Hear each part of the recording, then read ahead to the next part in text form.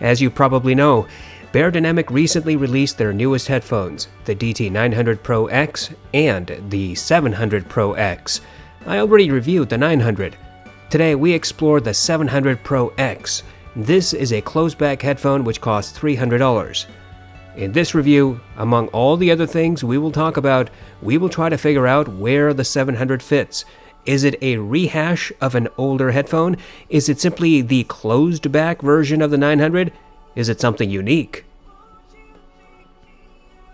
Beyerdynamic says that the 700 is a studio headphone for recording and monitoring. They claim this headphone is detailed and powerful and has, quote, vibrant sound. I have no idea what vibrant sound and powerful means in this context. I repeatedly reviewed Beyerdynamic's material for the 700. There's nothing particularly insightful to glean from their marketing. In fact, the vast majority of their website is devoted to praising the 700's build and new driver. Speaking of driver, it's Beyerdynamic's newest creation, the Stellar 45. This is the same driver found in the 900 Pro X. Beyerdynamic's marketing is incredibly unhelpful in determining the 700's performance and sound signature. If you watch my 900 Pro X review, then this section might be déjà vu. I looked at both the 900 and the 700 side by side. They are comically similar in design. The only difference between the two headphones is that the 700 is closed back. Otherwise, if you were to have a brief, passing glance, you might confuse one for the other. The 700 is built of plastic and metal. The plastic is dense and seems robust. The yokes and headband are substructured with metal.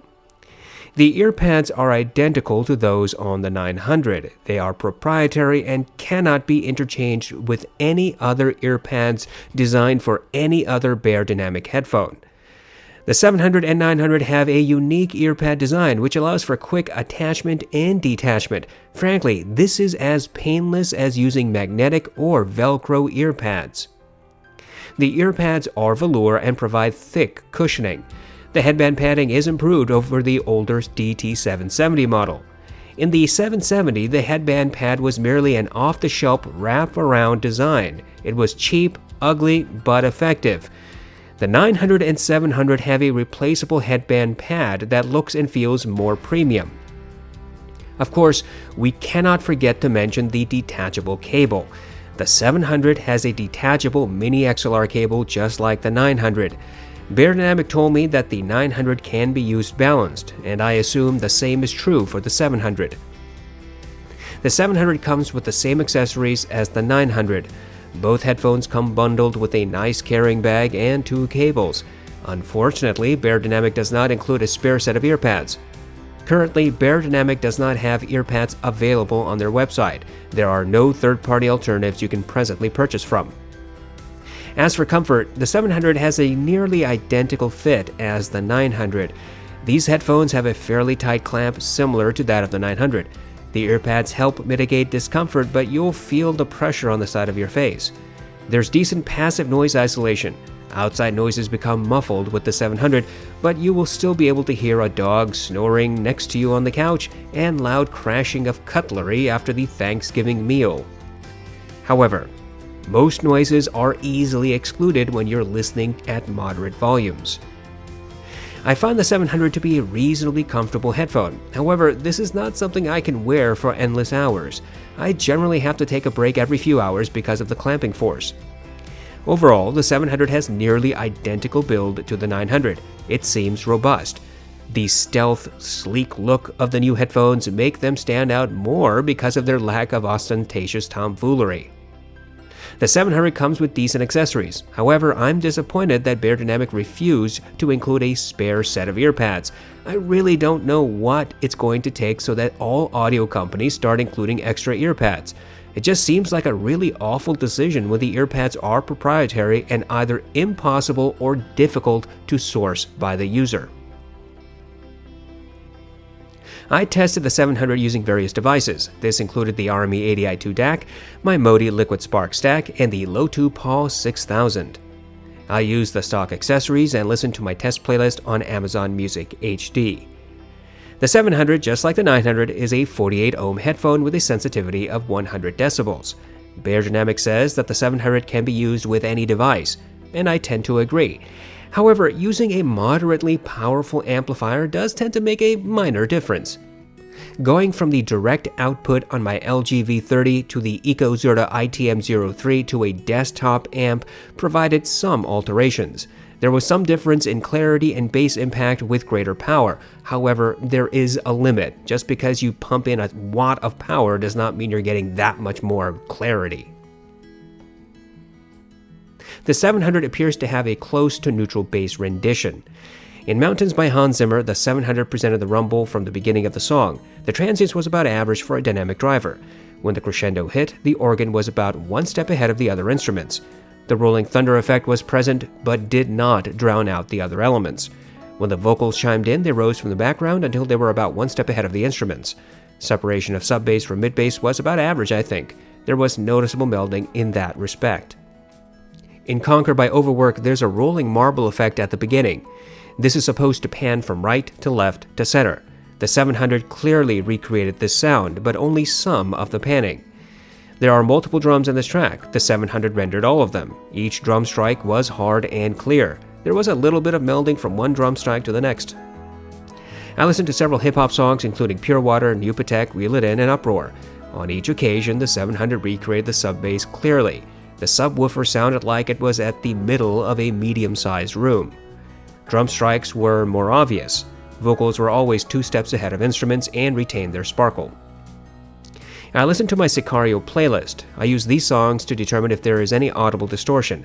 I played the songs from low to well beyond comfortable volumes. I could not hear any distortion. I tested all these tracks again with increased volume. Initially, I listened at a reasonable volume for me, which was about 9 o'clock on high gain on the Liquid Spark. For the second round of tests, I listened with the volume knob at around 11 o'clock. I did something similar using the Topping NX4, switching from low gain to high gain. The result is that with more volume or greater power, the 700 rendered longer reverberation and greater sub-bass emphasis. Of course, along with that increase of volume comes everything else. Excessive volumes were not sustainable, but there is a noticeable difference in performance. Overall, the 700 has a close to neutral bass response. I think sub-bass still has a very minimal roll-off, but that could just be me. Mid-bass seems to be neutral. Separation of sub-bass from mid-bass is average at best, resulting in average clarity in the bass region. My tests indicate that the mids on the 700 are slightly forward, resulting in a close to neutral presentation. In Orla Gartland's song Why Am I Like This, there is natural vocal grain and sibilance mixed into the track. The 700 presented both details. However, the sibilance was emphasized. The sibilance was a bit more than what I heard on the audeze S4X and significantly less than what the HD 560S does.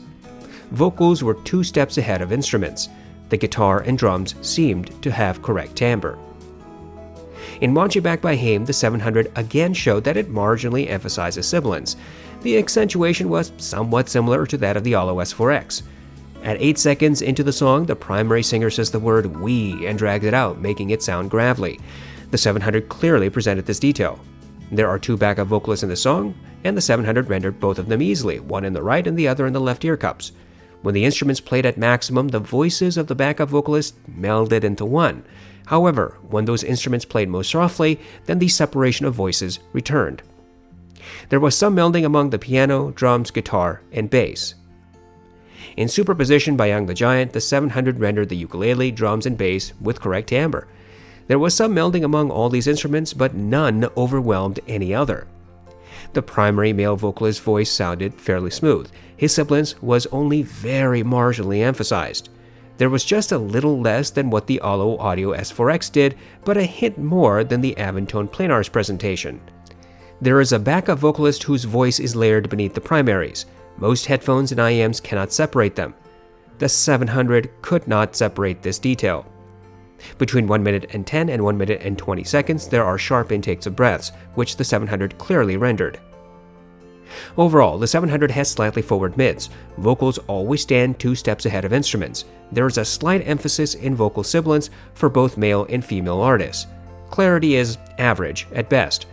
All elements are close to the ears, intimate. The general takeaway is that the mids are not too far away from neutral. Frankly, it's close enough to say that the 700 has a neutral-ish rendition of mids. Treble on the 700 seems to be close to neutral. In scherzo for X-Wings, the 700 rendered the brass and horns clearly. Their nasally signatures were evident. The higher pitch notes were not overemphasized. Indeed, when I compared against the Allo S4X, it sounded like the S4X had a bit more energy in the upper treble region. All instruments tended to meld, creating average clarity. I could hear group sets, but not individual instruments. There was some width, but no depth or verticality. In other words, some instruments seemed further or closer into the wings, but no sounds came from above, below, or layered as in an orchestra arrangement. In Flight from the City, the 700 made the piano sound like it was about 5 feet away. Its bassy notes sounded fairly accurate and had average decay. I could just about hear the pops and sizzles and electric buzzing, which are effects layered into the song. The cello sounded smooth, but there was some melding between the cello and the piano. I could just about hear the creaking of wood on the pianist's bench and the shifting of the cello's weight. In Take 5 by the Dave Brubeck Quartet, the 700 presented the piano in the right, drums in the left, saxophone center, and the bass a step behind. The saxophone sounded smooth. Even its high-pitched notes were well controlled and never harsh or piercing. There was some melding among all the instruments, requiring more concentration for me to pay attention to just one instrument. The saxophone was about one step ahead of the other instruments. The cymbals are struck at different positions, which should result in varying tonalities. However, the 700 made every cymbal strike sound the same. Overall, the 700 seems to have fairly neutral treble. There's about average clarity in this region. I never heard harsh or painful sounds even at excessive volumes. All elements were presented close to the ears, or intimately. It is obvious that the 700 was not designed for detail retrieval. Beyerdynamic's marketing says otherwise, but they are simply wrong. The 700 has at best average clarity and detail. What I discovered is that the 700 usually renders obvious details, but the subtle and nuanced details are very hard to hear. Part of the issue is the limited separation and clarity you get on this headphone. Pops and sizzles, electric buzzing, creaking of wood, the sound of a cello's weight shifting are the types of sounds you can hear, but sometimes just barely. On the other hand, multiple vocalists, sharp intakes of breaths, twangs of guitar strings are easily audible. For a more quantitative test, I used the song New Light by Kazuki. This track has layers of details, including the sound of children playing, wind, rustling of grass, synth, piano, and footsteps. I count the number of footsteps I can hear in the first 60 seconds. The Sennheiser HD800S presents 22 footsteps, the Full Cal Clear, 18. The Austrian Audio Hi-X65 presents 16 to 17. The Austrian Audio Hi-X55 presents 16. The Austrian Audio Hi-X15 and the X25BT present 13 to 14 footsteps. The Hi-Fi Mansandara, Avantone Planar, Sifka Phoenix, and Beyerdynamic DT1990 each present 10 to 11. The Monolith M1070, M1570, Sifka Robin, and the Ultrasone Pro 1480i all provide 8 to 9. The audeze LCD2 Closed and the LCD2 Classic each provide 7 to 8 footsteps. The older M1060C provides 7 footsteps. The audeze LCD1 and the HD6XX present 6 to 7. The Neumann NDH20 presents 5 to 6. The DT900 rendered 8 to 9 clear footsteps. And the DT700 presented 7 footsteps. Some of these were rather difficult to hear, by the way. I used the HD6XX and the LCD1 as my average performers. Any headphone that provides more or less footsteps is judged accordingly. Here, it's clear to me that the DT700's detail ability is not much different from that of the HD6XX and the LCD1. In other words, it's an average performer. I'm a little surprised that Beyerdynamic listed detail as one of the qualifications of the 700. Of course, that might just be laziness on their part. After all, the 700's webpage is identical to the 900's except for the product photos. Ultimately, the DT700's detail and clarity is not particularly impressive. It does a fine job, but not an excellent one. A lot of people think that closed-back headphones have narrow soundstage compared to open-back headphones. That's not necessarily true. Some closed-backs have above-average soundstage, while others have really small soundstage. It just depends on the particular headphone. Your music, the placement of your headphones, and the tuning and damping of the headphones are all significant factors to consider. The DT700 is not a wide-sounding headphone. Its soundstage is about average. I have a soundstage scale, just like I do with a detail retrieval scale. I use the HD6XX and the LCD1 as the average performers for soundstage. Other headphones get judged accordingly. The audeze Mobius and all Beats headphones ever have claustrophobic soundstage. The NDH20 and the ATH M60X have below average soundstage. The HD6XX and the LCD1 have average soundstage. The Sivka Phoenix, Emotiva GR1, Ultrasound Pro 1480Y have average to maybe above average soundstage depending on the particular recording. The Hi-Fi Man Sundara, Avantone Planar, Austrian Audio Hi-X55 and X65 and the LCD2 Classic have above average soundstage. The Hi-Fi Man Diva has wide soundstage. The HD800S has super wide soundstage. The DT900's soundstage is similar to that of the LCD1 HD6XX, but perhaps a little bit wider. The DT700, on the other hand, is no wider than the HD6XX and the LCD1. Consequently, it generally sounds wider than the NDH20 and noticeably wider than the Mobius and the Beats. Additionally, the 700 does not have superlative separation among elements in a mix. There's usually melding among notes and instruments. This does not mean that the 700 is a muffled headphone. Rather, elements are simply intimately presented. The DT700 is an interesting experiment. The marketing says this headphone is detailed, powerful, and has vibrant sound. Two of these three so-called attributes are ambiguous, and the remainder, the alleged detail-oriented nature of the 700, turns out to be nothing special. The problem is that we have no idea what the heck the 700 should sound like. Powerful? Vibrant? Colors can be vibrant. Sound? Well, I suppose vibrant sound can be loud, or screechy, or annoying. Anyway, Beyerdynamic's marketing is totally useless. What I discovered about the 700 is that, surprisingly, it has a reasonably neutral sound signature. There seems to be a slight sub-bass roll-off, but nothing I think most would complain about. Mid-bass seems to be close to neutral. The mids are very slightly ahead, but also close to neutral. Treble sounds neutral to me. So, all in all, I would say that the 700 has a neutral tuning or something very close to it. But the 700 is neither detailed nor clear. It is not wide or expansive, and it most certainly does not provide a 3D effect, which is a claim I read at least once from another reviewer. The 700's neutrality is commendable. As I mentioned in the DT900 review, it's really hard to find neutral headphones, particularly under $400, but the 700 seems to have achieved that goal. The 700's detail and clarity, however, are average at best. For a closed-back headphone, perhaps this is perfectly acceptable, but if you're looking for minute aspects in your music, this is not the headphone for you. Here is how I would describe the 700. The Austrian Audio Hi-X55 is an analytical headphone. It will tear apart your tracks and reveal imperfections. A lot of people blame the X55 for this, but don't blame the tool for the work. It's just the quality of the music when using a headphone designed to shove faults right into your ears. The NDH20 glosses over details and can make some harsh recordings sound perfectly agreeable. This is not an analytical headphone, no matter what Neumann says. The DT700 is somewhere in between the X55 and the NDH20. The 700 has more detail and clarity than the NDH20, but nowhere near as much as the X55. But what the 700 seems to have that these others don't is a neutral tuning, or at least very close to it. Maybe that's what you're looking for. If you want more clarity or detail or thumping bass or sharper treble, then you've got other headphones to consider. Reviewers refuse to do actual true A/B tests of gear. That's a huge problem, especially since there are so many product releases every year. A/B tests are the only way to help determine where new gear fits among the rivals.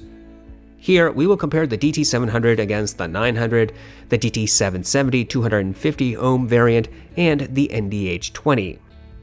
I plugged each headphone into a passive AB switch. That switch was plugged into my Army ADI2 DAC in the Modi Liquid Spark stack. I tried to volume match and I listened to my test playlist on Amazon Music HD. The DT900 has dissimilar sub-bass emphasis when compared to the 700. The 700 has a slightly more emphasized sub-bass and longer reverberation. Separation between sub-bass and mid-bass is noticeably clearer on the 900, although it is not night and day. Mid-bass impact is very similar, but I think the 700 has marginally harder impact. Overall bass clarity is a bit more obvious on the 900. The mids are a little different. The 700 appears to have greater sibilance emphasis than the 900. Vocal grain, however, is a little smoother on the 700. The 900 is a little clearer in the mids region, providing slightly more separation among elements. However, the timbre and placement of instruments is basically the same. The 700 tended to emphasize drum hits a little bit more than the 900. Going back and forth, vocals usually stood out a little bit more clearly on the 900 when drums were in the mix. These two headphones have slightly different ways of presenting treble. The 700 is closer to neutral. The 900 has a slight emphasis in the mid to upper treble region. The 900 has more separation among instruments and is generally clearer.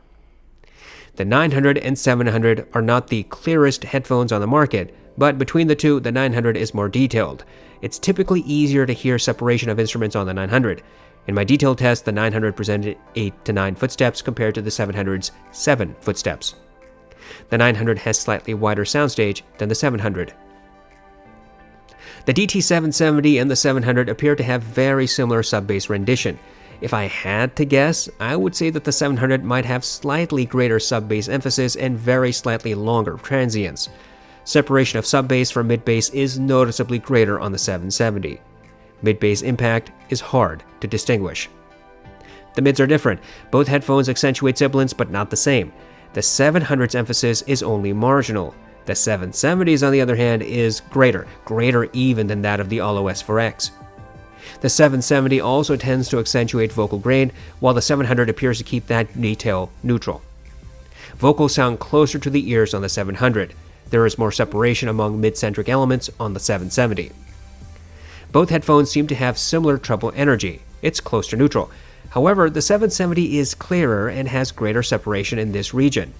The 700, in comparison, makes all treble instruments sound closer to the ears. The 770 has more clarity overall and greater separation of elements in a mix. The amount and type of details the 770 renders is not particularly different from that of the 700. In other words, the 770 never presented details that the 700 hid. Instead, the 770 was simply clearer and let the same details appear more obviously. In my detail test, the 770 rendered 7 to 8 footsteps compared to the 700's 7. As for soundstage, the 770 has wider soundstage, and this was obvious. The 700 has at best average soundstage similar to that of the HD6XX. The 770, as I said, is wider, though not quite as wide as the hifi Mansandara. The NDH20 and the DT700 seem to have similar bass rendition. However, I think the NDH20 has slightly greater sub-bass emphasis, maybe by a few decibels at most. Separation of sub-bass from mid-bass is noticeably greater on the 700. Mid-bass impact is a little harder on the 700. The mids are a little different. The NDH20 has closer to neutral rendition of vocal sibilance. The 700 has a slight elevation of this detail. However, the 700 is noticeably clearer in the mids region. There is greater separation of all mid-centric elements. Vocals stand apart from instruments more obviously on the 700. The treble is also different. The 700 has close to neutral treble presentation. The NDH20, on the other hand, has a roll-off. Separation of instruments is greater on the 700 by a significant amount. Brass and horns tended to stand out more on the 700, while on the NDH20 they sounded a bit underemphasized. The 700 is clearer and has greater separation than the NDH20. This was not by mere minor degrees, but a significant difference every single time. Going back and forth, the NDH20 seemed to sound muffled in comparison.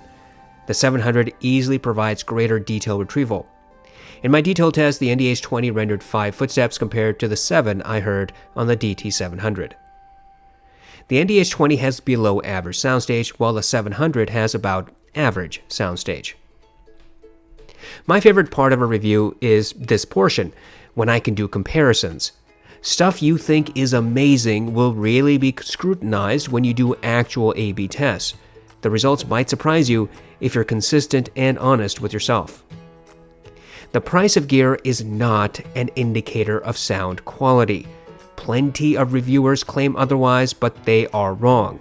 What we know from constant comparisons is that paying more money does not get you more detail, clarity, resolution, or soundstage. Paying more just gets you a more expensive headphone, or IEM, or DAC, or amplifier. In regards to the 700, we can tell that its performance is very different from that of the DT770 and the NDH20.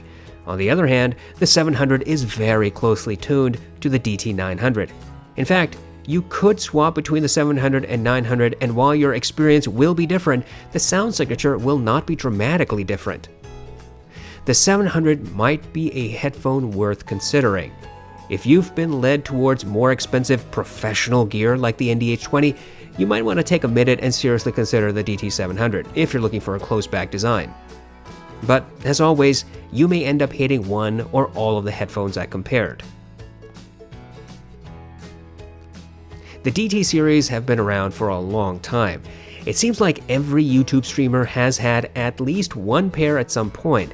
Studios, big and small, use these headphones as a matter of course.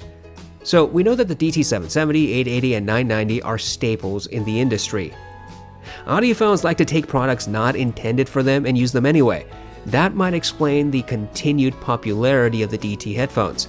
Not only are they fairly affordable, but they're really easy to find. And all three have different sound signatures. When the DT700 and 900 came out, people hoped these would be replacements for the 770 and 990. Finally, we would get upgraded build, a detachable cable, and a slightly retuned sound. Well, that's not what happened. The 700 and 900 are not replacements for the previous generation of headphones. I seriously doubt Beyerdynamic will discontinue the 770, 880, and 990 anytime soon. The new headphones are stark departures from the older generation. Build aside, the 700 and 900 do not sound anything like their predecessors. If there's one major immediate difference that the 700 and 900 both share when compared to the 770 and 990, it's this. The newer headphones have a more neutral sound signature. But we can break this down even more. Both the 700 and 900 have more narrow soundstage than the 770 and 990. The newer headphones have less clarity, separation, and overall less detail ability. The 770 and 990 have more treble emphasis and what some might call a tinny sound in some respects. If I had to describe the differences between the 700 and 900 compared to the 990 and the 770, I'd use just one phrase. I would say that the new headphones are generally warmer sounding, while the older ones are more analytical. This brings us to value. I think the DT700 is value at $300. This is not a matter of increasing the price of a headphone but keeping the same sound signature. There are material differences. The sound, build, accessories are all noticeably different from the older generation of headphones. The 700 is a break from the past while still paying homage to it. The same is true for the DT900. One thing I want to emphasize is that the DT700's performance is worth comparing to the more expensive NDH20. I know the NDH20 got hyped, particularly by one person, but I've tested the NDH20 many times and compared it to a lot of headphones. There is a consistency. The NDH20 is simply not a clear-sounding, detail-oriented headphone. It's also not neutral if that matters to you. For $200 less, the DT700 provides more clarity, detail, separation, and more neutral sound signature. If you're in the market for a closed-back headphone with those criteria in mind, then the DT700 should be considered alongside any other option, especially if you're thinking of buying the NDH20. The bottom line is that some people are going to be unhappy with the DT700 and the 900. They will find any excuse to distance themselves from these products. They might dislike the sound signature, or want different performance, or whine about the frequency response measurements. My advice is to ignore such people. Do what you think is in your best interests. The new DT headphones are nothing exceptional, but they are perfectly competent headphones in their own rights. What the new DT700 and 900 show is that Beyerdynamic is not going to modify their much-loved older headphones. Beyerdynamic will not improve upon them. Instead, this company has decided to blaze a different path, whether we like it or not. This is the new reality.